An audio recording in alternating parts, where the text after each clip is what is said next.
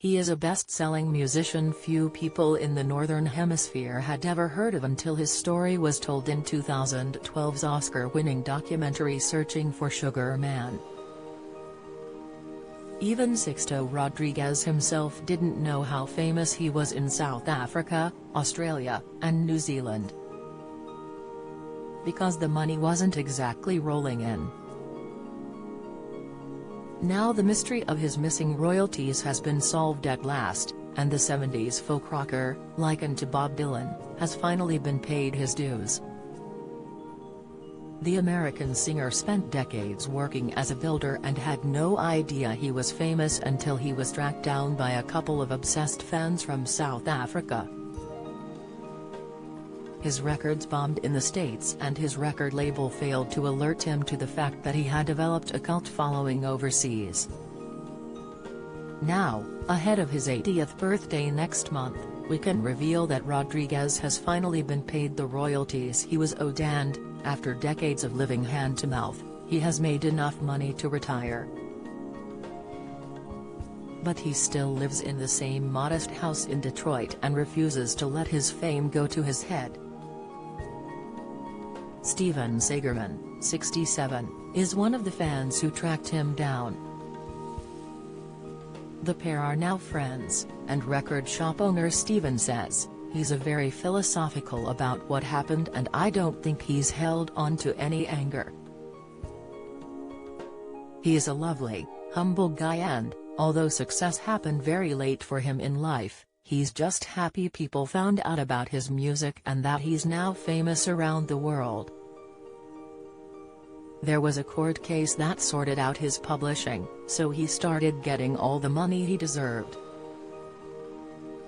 He knows that his life is just about as good as it can be, and there is no doubt his is one of the most amazing stories in rock history.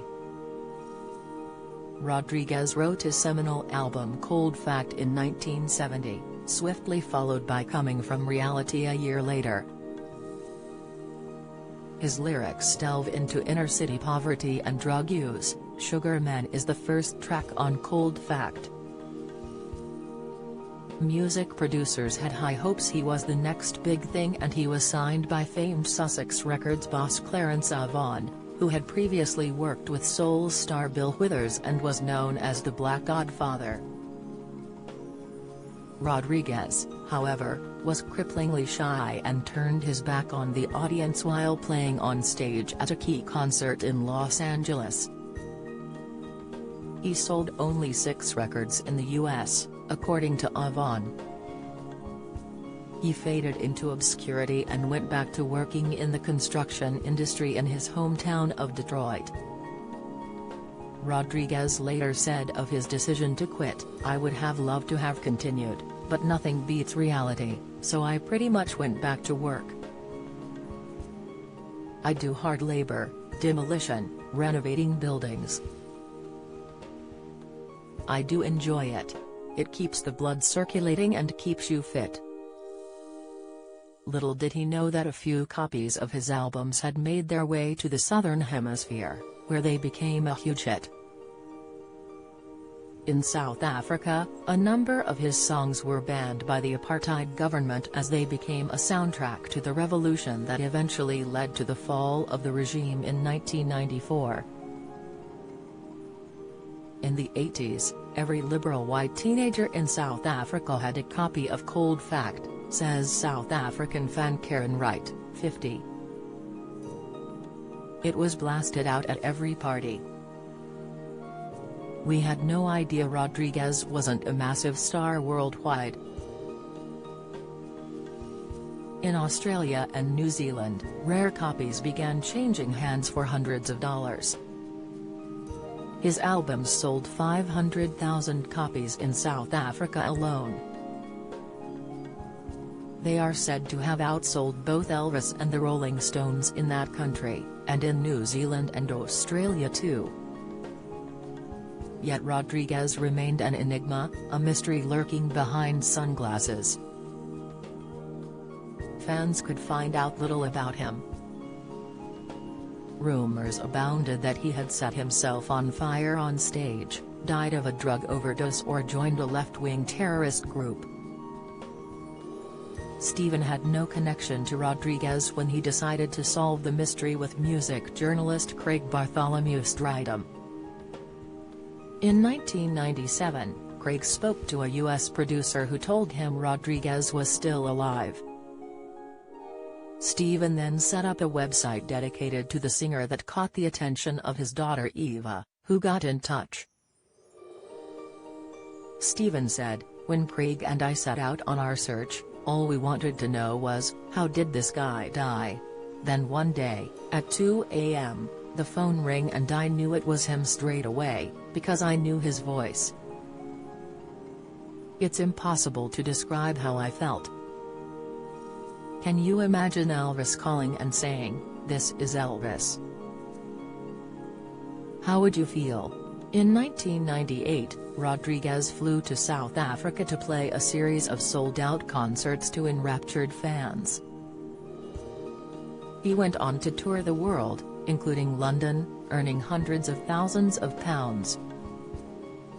Then Swedish filmmaker Malik Bendjelloul got wind of the story and contacted Steven to ask if he could help him shoot a documentary. Searching for Sugar Man won Best Documentary Feature at the 2013 Academy Awards, as well as a BAFTA that year. Intensely shy Rodriguez refused to attend the ceremony in LA, claiming he was busy playing gigs. 2 years later, a lawsuit was filed in the States that eventually settled the issues of royalties, according to Steven. The acclaim the documentary achieved has allowed Rodriguez to retire. Tragically, director Malik took his own life in 2014. Steven said, "When we went to the Vanity Fair party after the Oscars, we were so out of our depth. I was standing in the middle of this party watching Robert De Niro going past. There was an elderly guy with a buzz cut across the table. It turned out it was astronaut Buzz Aldrin. I felt like I'd landed on the moon. This whole thing has been a trip and such a wonderful experience. The only real downside to this story is that Malik is not around to see the effect his movie had. Malik was just a fun dude who came here and said, 'I want to make this movie.' Me and him drove around Cape Town with a camera woman shooting it. It's so sad because he had the world at his feet and his movie helped bring Rodriguez to a whole new audience. A few years ago, I met 2 teenagers from China. They had watched a pirated version of the documentary and decided to buy a camper van and drive across Asia and Africa, all the way to my front door. That is the effect this story has on people. Rodriguez is delighted that people found out about his music and that he got to tour the world.